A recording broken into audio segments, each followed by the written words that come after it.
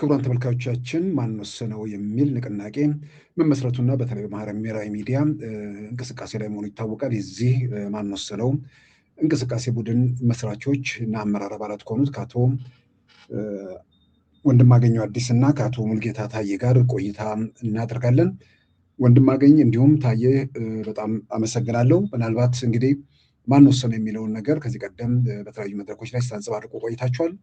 ይሄ ንቅናቄ ማን ወሰነው ራሱ ማን ወሰነ የሚለው ምንድን ነው? ለመሳላማ ተመሰረተ? ከዛን ጀምር ሲሆን እንደማገኝ አመሰግናለሁ ሲሳይ።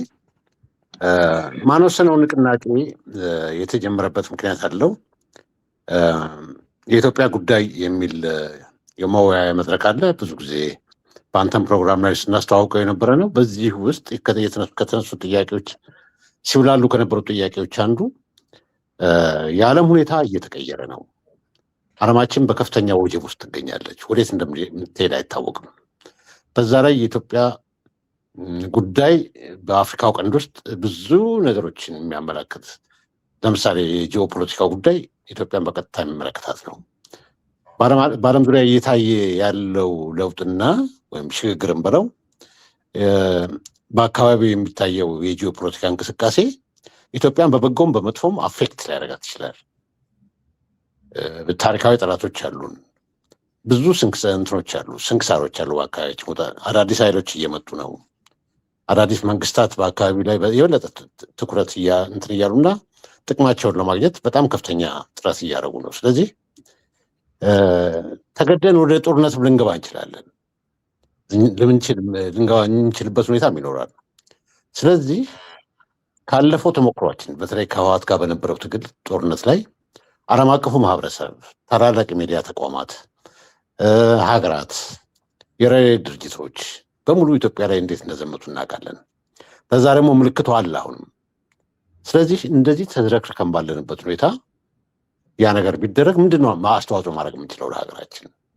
ለምሳሌ ባለፈው በኖ ሞር ዩኒቲ ፎር ኢትዮጵያ እና የተለያዩ ዲፌንድ ኢትዮጵያ በተባሉ እንትኖች ተደራጅተን ዲጂታል የሆነ በሆነ መንገድ የሀገራችንን እውነቶች ለማስረዳት፣ የሀገራችንን አቅሞች ለማስረዳት፣ ሀገራችንን ዲፌንድ ለማድረግ ብዙ ረጅም ርቀት ሄደናል።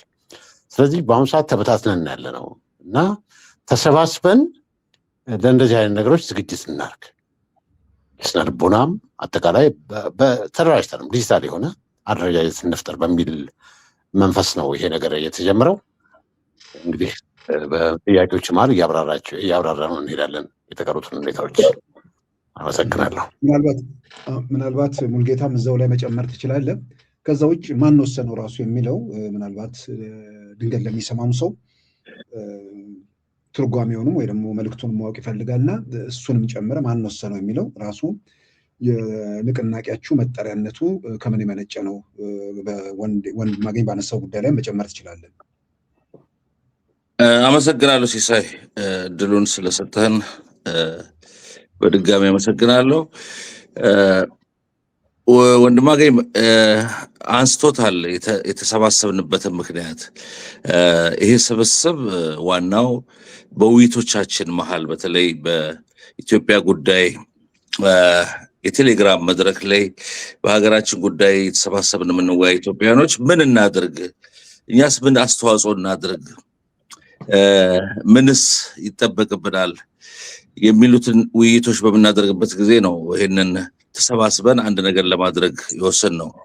ወንድማገኝ ያስቀመጠው እንዳለ ሆኖ አሁን በዚህ በማን ወሰነ የሚለውን የመጀመሪያ እንቅስቃሴ የጀመር ነው።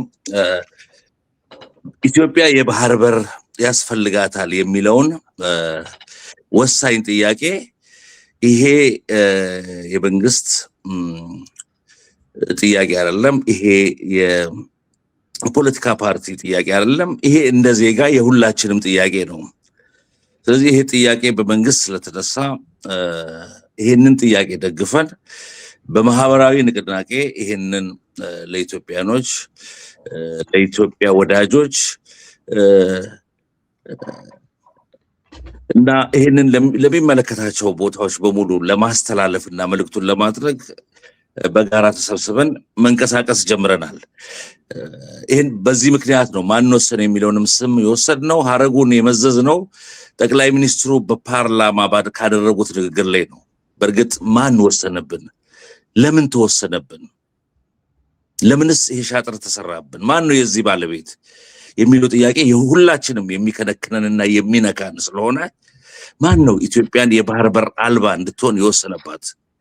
ይህስ ውሳኔ ለምን በማን በእነማን ተደረገ? ይህንስ ለመቀልበስ ምን መደረግ አለበት በሚል ነው ይህንን ሀረግ ከጠቅላይ ሚኒስትሩ ንግግር የወሰድነው የሁላችንም የውስጥ ቁጭት ስለሆነ ማለት ነው። ሲሳይ እንግዲህ ምናልባት የማን ወሰነው ባለፈው እንዳልከው በጠቅላይ ሚኒስትሩ ፓርላማ ላይ ኢትዮጵያ የባህር በር እንድታጣ የተደረገውን ውሳኔ ፓርላማው አያውቀውም፣ የሚኒስትሮች ምክር ቤት የማያውቀውም። ስለዚህ በህግ አይን የህግ አይን መከራከሪያ ጭምር ያነሱትና የዛን ጊዜ ብዙ ሰዎች በእርግጥም ተገርመዋል። የኢትዮጵያ ፓርላማ ካላወቀው በወቅቱ ፓርላማው ሳይሆን የሽግግር መንግስት ምክር ቤት ነው፣ ያው ምክር ቤቱ ፓርላማ ማለት ነው። እንደገናም ደግሞ በካቢኔ ደረጃ የማይታወቅም የሚል ነገር ማንሳታቸውን ተከትሎ ትልቅ መነጋገሪያ እንደነበር ይታወሳል። እንግዲህ ያንን መነሻ አድርጋችሁ ወደዚህ ሂደት ገብታችኋል። አሁን ማን ወሰነው? በተለያየ መንገድ ያው በዚህ በማህበራዊ ሚዲያ የማስተዋወቅ ለማስረዳት የምታደርጉት ጥረት እንዳለም ያው በግልጽ የሚታወቅ ነው እና ቀጣይ ተግባራችሁ ላይ ምንድን ነው? ከዚህ አሁን ወደ ግጭትም ወደ ምንም ሲገባ ዓለም አቀፉ ማህበረሰብም ሚዲያዎችም የሚያደርጉት ነገር አለ። ያንንም ለመከላከል ነው የሚል ቀደም ሲል ወንድማገኝ ያነሳው ነገር አለና ያንን እንዴት ነው መከላከል የሚቻለው? ምንስ ነው ከህብረተሰቡ የምትጠብቁት? በቀጣይ ምን ማድረግስ ነው ያቀዳችሁት? ምናልባት ቀጣይ ተግባሮቻችሁንና ከዚህ ቀደም የነበረው አይነት ዘመቻ ቢመጣም ይሄ ንቅናቄ በምን መልኩ ሊከላከል ይችላል? እሱን ማብራራት ይችላል ወንድማገኝ። አመሰግናለሁ ሲሳይ። ያው እንግዲህ ስያሜው ምንድን ነው? በዚህ በአካባቢው በጂኦፖለቲካው ኢትዮጵያ ባለችበት አካባቢ ያለው ትልቁ ጥያቄ ትልቁ አጀንዳ የኢትዮጵያ የባህር በር ጉዳይ ነው። ኢትዮጵያ የባህር በር ባለቤትነቷን እስካላረጋገጠች ድረስ ምንም ለህልውናዋም፣ ለክብሯም፣ ለብሔራዊ አንድነቷም አስተማማኝ ነገር አልሰራችም ማለት ነው። ይሄ ሁሉ ልማት፣ ይሄ ሁሉ ሀገር ውስጥ የሚንቀለቀለው መንፈስ በሙሉ በተወሰነ ጊዜ ድራሹ ሊጠፋ ይችላል። ማንም እንደምታየው እንደነ ጅቡቲ አይነት ትንሽ ሀገሮች እንኳን አንድ ከተማ ሊሆኑ የማይችሉ በሀገራችን እንኳን በኢትዮጵያ ላይ ምን ያህል ተጽዕኖ ሲያደርጉ እንደነበር እናውቃለን። ከባህር በር ጋር በተያያዘ ጉዳይ ላይ የሶማሌላንድ ጋር ባደረግነው ኤምኦዩ ምክንያት ምን ያህል እሳት እንደነደደ ምን ያህል አካባቢ በሙሉ እንደተንቀጠቀጠ እናውቃለን። ከኤርትራ ጋር ያለን ችግር አልተፈታም። የባህር በር ማጣታችን ችግር ሳያንስ የጸጥታ ችግሮች እያጋጠሙ ነው። በተደጋጋሚ እንደተገለጸው የባህሩ ጉዳይ ለረጅም ጊዜ የተሰራበት የኢትዮጵያ ታሪካዊ ጠላቶች ከሀገር ውስጥ ባንዳዎች ጋር ተባብረው የሰሩት ነገር ነው። ማን ወሰደው ጥልቅ ትርጉም አለው። ማን ወሰነው የሚለው ነገር መልሱም እዛ ውስጥ አለ።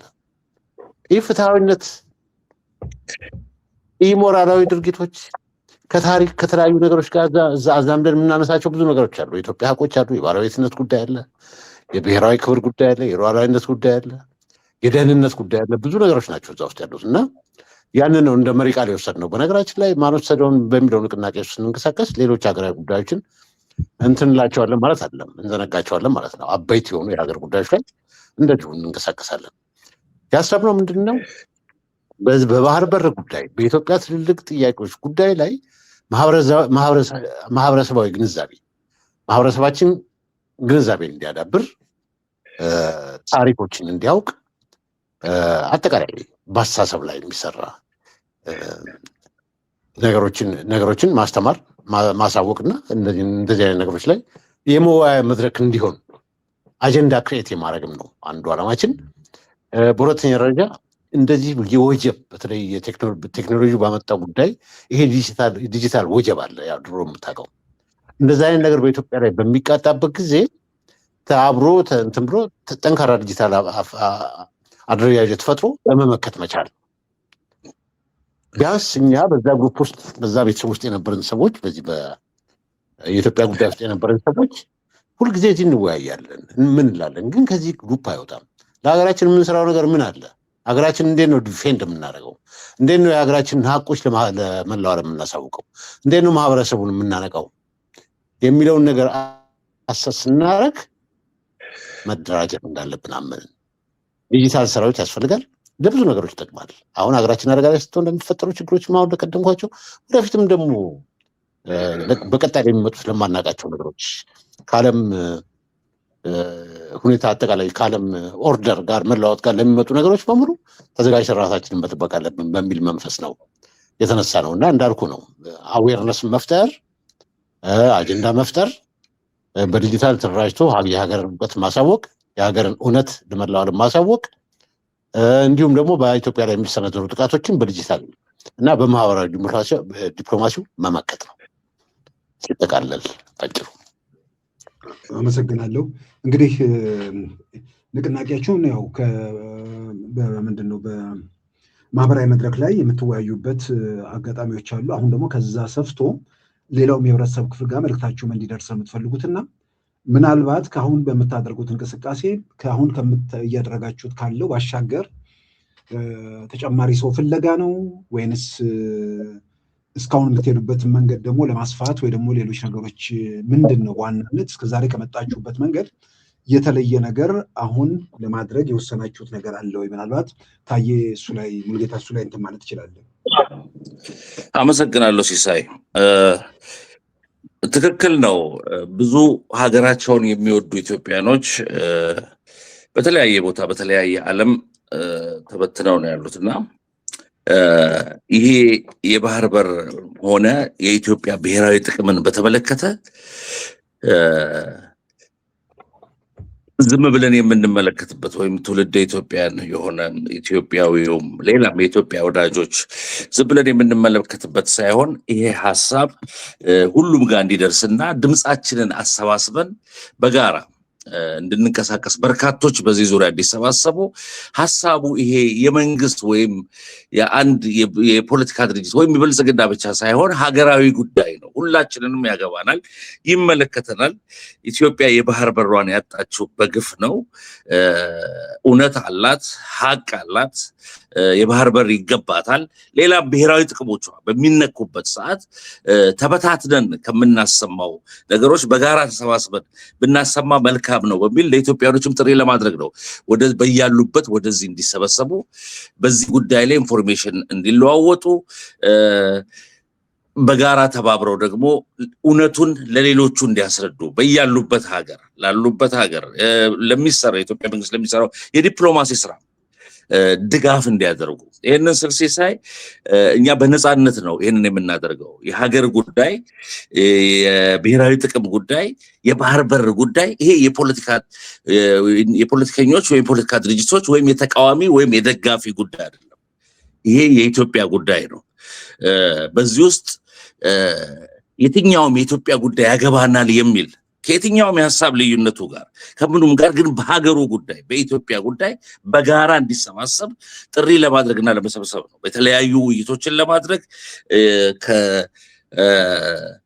ከሳይበሩ ዓለምም አልፎ በተለያዩ ቦታዎች በመገናኘት ይህንን አስፍቶ የተለያዩ እንቅስቃሴዎች ማድረግ፣ ፖስተሮችን መለጠፍ፣ ቲሸርቶችን ማዘጋጀት፣ ይሄ ኢትዮጵያዊ ይሄ ጥያቄ የኔ ነው፣ የመንግስት ጥያቄ ነው፣ ጊዜ መግዣ ነው፣ ይሄ ነው እያሉ አንዳንዶች ይህንን ከጊዜ ጋር ለሚያዋድዱት ማንም መጣ ማንም መንግስት ይመጣል ይሄዳል፣ ግን የኢትዮጵያ ብሔራዊ ጥቅምና የኢትዮጵያ የባህር በር ጥያቄ የኢትዮጵያኖች ጥያቄ ነው እና በጋራ ተሰባስበን ይህንን ማድረግ አለብን የሚል ጥሪውን ለማስተላለፍ በዚህ የሚቆጭ በዚህ ለሀገሬ ምን ላድርግ የሚል ይሄ የሚመለከተው ያገባኛል የሚል በሙሉ ተበታትኖ ከሚቆም ተሰባስበን በያለንበት እየተናበብን ይህንን ጥያቄ በሀሳብም በዲፕሎማሲም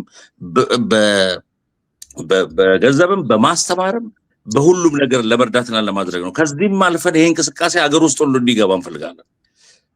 ከጊዜው ርዝመት ጋር ወደ ሀገር ውስጥም እንዲገባ ሀገር ውስጥም አትሊስት ከትምህርት ቤቶች ጀምሮ ከስራ ቦታዎች ጀምሮ ከገጠር ከከተማ ጀምሮ በተለያዩ ቋንቋዎች በተለያዩ ጉዳይ ኢትዮጵያዊ ይሄ ጉዳይ የኔ ነው ያገባኛል ማን ነው የወሰነብኝ ብሎ በጋራ እንዲንቀሳቀስ ጥሪም ለማድረግ እና አዌርነስ ለመፍጠር ነው። ሲሆን አመሰግናለሁ ሙሉጌታ። እንግዲህ በዋናነት እንቅስቃሴያችሁን በተመለከተ ያው ለማስተዋወቅም ነው ፕሮግራሙንም የተዘጋጀውና ምናልባት እንደማጠቃለያም የቀሩ ጉዳዮችም ካሉ በየተራ ልትሄዱበት ትችላላችሁ። ወንድም አገኝ አመሰግናለሁ ሲሳይ። ያው እንግዲህ ይህ ንቅናቄ ከየትኛውም የፖለቲካ አመለካከት ተጽዕኖ የጸዳ ነው። ያው ኢትዮጵያ ራንደምሊ የተሰባሰብን ኢትዮጵያውያን ሀገር ወዳድ ኢትዮጵያውያን ያቋቋም ነው ድርጅት ነው። ለሀገራችን ምን ጠብ የሚል ነገር እንስራ በማለት ተመካክረን የጀመርነው ነው። አዲስ ነው ንቅናቄው። ጥቂት ወራት ነው የቆጠ እንትን ያለው ኖቬምበር 24 ነው 2025 በፈረንጆቹ የመሰረት ነው። ፌስቡክ ከፍተናል። የትዊተር አካውንት አለን። እንዲሁም ደግሞ በቲክቶክ እና በተለያዩ በቴሌግራም አለን እና ማንኛውም ኢትዮጵያዊ የሀገሬ ጉዳይ ያገባኛል የሚል ከየትኛውም ባህል፣ ከየትኛውም አስተሳሰብ፣ ከየትኛውም ዌክ ኦፍ ላይፍ ኢትዮጵያ ውስጥ ካለው ሁሉ በዚህ ንቅናቄ ይሄን ንቅናቄ መቀላቀል ይችላል።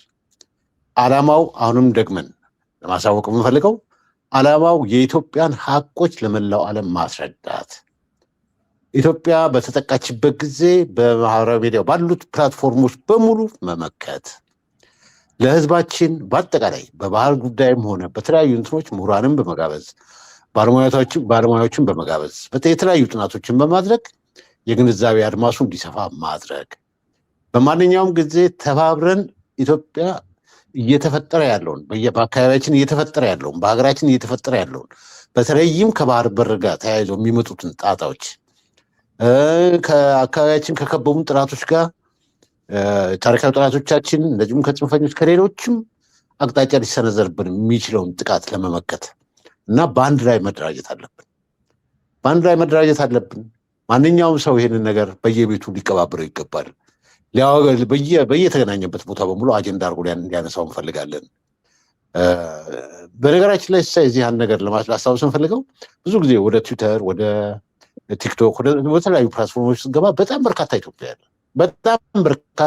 ኢትዮጵያውያን አሉ። ሶማሌላንዶችን ብታይ በሀገራቸው ጉዳይ ላይ ምንም ይሁን ምንም አንድ አቋም ይዘው ነው እየተጓዙ ያሉት። ስለዚህ እኛ የቀረ ነው በኢትዮጵያዊነት ነው የመረጥነው። በየቦታው የተዘከረክነው ሰዎች አንድ ላይ ብንሆን ትርጉም ያለው ለውጥ እናመጣለን። ሁሉም በየተናጥል የሚያደርገው ነገር ተከማችቶ ወደ ትሬንዱ አይገባም፣ ወደ ኢኮሲስተም አይገባም። ስለዚህ ሁሉም ኢትዮጵያዊ በኢትዮጵያ ንቅናቄ ስር ሌሎችም የጀመሩ አሉ፣ ሰምተናል። ኢትዮጵያን ዲፌንድ የሚባሉ አሉ። ከነሱ ጋር ሆነን ከማንኛውም በየፕላትፎርሙ ላይ ከተሰባሰበው ኢትዮጵያ ጋር አብረን ለመስራት ፈቃደኞች ነን እና የምናስተላልፈው ምልክት ምንድን ነው? እኛ በኢትዮጵያ ጉዳይ ላይ የኢትዮጵያን ሀቆች፣ የኢትዮጵያን እውነቶች፣ የኢትዮጵያን ታሪክ ለመላው ዓለም ለማሳወቅ ለህብረተሰባችን የግንዛቤ አድማሱ እንዲያሰፋ ለማድረግ ነው የተሰበሰብነው እና ሁላችሁም ተቀላቀሉን ነው የምንለው። ምንም ብዙ የሚያስፈልገው ኢትዮጵያዊነትን ይዞ መምጣት ብቻ ነው በቃ እኛ ጋር የሚያስፈልገው እና በዚሁ መሰረት ፌስቡኮቻችንን ፎሎ እና ላይክ እንድታደርጉ የትዊተር አካውንቶቻችንን ፎሎ እንድታደርጉ እንዲሁም ደግሞ የቲክቶክ አካውንታችንን ጆይን እንድታደርጉ እንጠይቃለን።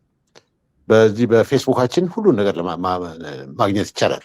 የምንገኝባቸው መንገዶች ሁሉ ማግኘት ይቻላል። ስልክ ቁጥሮችም አሉን። እንዲሁም ደግሞ በሳምንት አንድ ቀን የምናደርገው የኢትዮጵያ ጉዳይ በሚባለው ጉዳይ ላይ ተሰባስበን በኢትዮጵያ ጉዳይ ላይ እንመክራለን።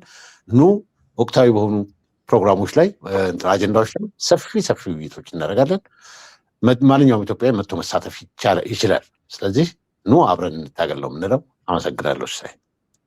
አመሰግናለሁ ወንድም አገኝ። ሙሉጌታ በአንተም በኩል ለማጠቃለያ። አመሰግናለሁ ሲሳይ። ወንድም አገኝ ባለው ላይ ለመጨመር ለሚዲያዎች ነው ሚዲያዎች ይህንን ጉዳይ ቢያስተጋቡ ማለት ይሄ የሀገር ጉዳይ ነው፣ የሁላችንም ጉዳይ ነው። ኢትዮጵያ ተዘግቶባት ተቆልፎባት መቀመጥ የለችም እና ወሳኝ ጥያቄ ነው እና ሚዲያዎች ራሱ ይህንን ኢትዮጵያን የሚወዱ ስለ ኢትዮጵያ የሚዘግቡ በኢትዮጵያ ጉዳይ የሚንቀሳቀሱ ሚዲያዎች ፕሮግራማቸውን ከመጀመራቸው በፊት በዚህ ይህንን ጉዳይ በማስተዋወቅ በራሳቸው መንገድ ሊሆን ይችላል፣ በእኛም ሎጎ ሊሆን ይችላል፣ በሌላም ኢትዮጵያ የባህር በር ያስፈልጋታል የሚለው ነገር ላይ ሚዲያዎች 1 ደቂቃም 2 ደቂቃም እየሰጡ ፕሮግራማቸውን ሲጀምሩ እንደው ቢያደርጉት እንደ መልእክት ነው እዚህ ላይ። በሌላው በኩል እኛም አንዳንድ ስራዎችን ስንሰራ ሚዲያዎችን በምንፈልግበት ጊዜ ትብብራቸው እንዳይለየን ነው። ሌላው ሀገር ወዳድ የሆኑ ኢትዮጵያኖች በኢትዮጵያ ጉዳይ ያገባናል የሚሉ ተሰባስበን ይህን የተጀመረውን ነገር የዲፕሎማሲ ጉልበትም ለመሆን ለሀገራችንም ድምፅ ለመሆን በዚህ ጉዳይ ላይ ያልገባው ወይም መረጃው በደንብ የሌለው የኢትዮጵያን ሀቅ በእውነት ያልተረዳ በእውነት ሲረዳ ደግሞ ምን ያህል እንደሚቆጭና እንደሚያንገበግብ የሚገባ ሁሉ በጋራ ተሰባስበን ድምጻችንን ማሰማት ነው። ምክንያቱም ይሄ ለብዙ ዘመናት የተዘጋ ጉዳይ ነበር። በተለይ የባህር በር ጥያቄ አንተም እንደምታውቀው ኢትዮጵያ የባህር በር አልባ ከሆነች በኋላ ብዙ ነገሮች ሆነዋል። እንደውም ይሄ ነገር እንዳይነሳ ብዙ ጫናም ተጽዕኖም ነበረ። በተለይ ከምርጫ 97 በኋላ አንድ ዶክተር ያዕቆብ መጽሐፍ ነው የወጣው። ከዛ በፊት በዚህ ጉዳይ ላይ አገር ቤት ጴጥሮስ ጋሌ በኤርትራ መገንጠልና በኢትዮጵያ የባህር በር ጥያቄ ላይ በመጡበት ጊዜ ኢትዮጵያኖች የከፈሉትን የአዲስ አበባ ዩኒቨርሲቲ ተማሪዎች የከፈሉትን ዋጋ የምንረሳው አይደለም። በሰዓቱ በቅንጅት እንቅስቃሴ ጊዜ ህዝቡ በዚህ ጉዳይ ላይ የራሱን ሀሳብና ድምፅ የሰጠበትን እናስታውሳለን። ከዛ በኋላ ግን ታፍኖ ነው የኖረው። አሁን ከዚህ ከለውጡ በኋላ ደግሞ ይህንን ጉዳይ የኢትዮጵያ የብሔራዊ ጥቅም ነው ያገባናል ብሎ ይሄ መንግስት ጉዳዩን ሲያነሳው ይሄ ጉዳይ የመንግስት ነው ብለን የምንተወው ሳይሆን ይሄ ጉዳይ የኛ ነው ብለን ይህንን ጉዳይ የሚያነሳልን የሚከራከርልን በዲፕሎማሲው ዓለም የሚያሳውቅልን መንግስት ካለ ድረስ ይሄንን ጉዳይ ግብ እንዲደርስና ሌላ እንዲሆን የመንግስት ብቻ አይደለም የጋራችን ነው ብለን አብረን እንድንነሳ ለሁሉም ጥሪ ማድረግ እፈልጋለሁ። በዚህ አጋጣሚ አመሰግናለሁ። ሲሳይ አንተ ምንድነው ስለሰጠን አመሰግናለሁ። ሙሉጌታ ታዬ እንዲሁም ወንድማገኘው አዲስ የማን ወሰነው ንቅናቄ መስራቾችና አመራር አባላት እንግዲህ በዋናነት የተነሳችሁበት ኢትዮጵያ የባህር በር ያጣችበትን ምክንያት በተመለከተ ያው ለረጅም ጊዜያት በኢትዮጵያን ዘንድ ጥያቄ ነበር። በቀደሙ በመንግስት ደረጃ ባይነሳም ተቋሚ ፓርቲዎች በየመድረኩ በየአጋጣሚው ያነሱት ነው። አሁን ደግሞ ስልጣን ላለው መንግስት ይህን አጀንዳ እያነሳ ነው። ከማንሳቱ ጋር ተያይዞ ደግሞ ኢትዮጵያ የባህር በር ያጣችበትን ህጋዊ መሰረት የሚያሳዩ የፓርላማ የሚሆን የሚኒስትሮች ምክር ቤት ሰነድ የለም የሚለው መነሻ በማድረግ እንግዲህ ንቅናቄው መመስረቱ ነው። ይህንን ሀገራዊ አጀንዳ ወደፊት እየገፋችሁ ነው። እንግዲህ እንቅስቃሴያችሁ የተሳካና ውጤታማ እንዲሆን እመኛለሁ። ክቡራን ተመልካቾቻችን ከወንድማገኘው አዲስና ከሙሉጌታ ታዬ ጋር ያደረግነውን ቆይታ በዚሁ አጠናቀናል። ጤና ይስጥልን።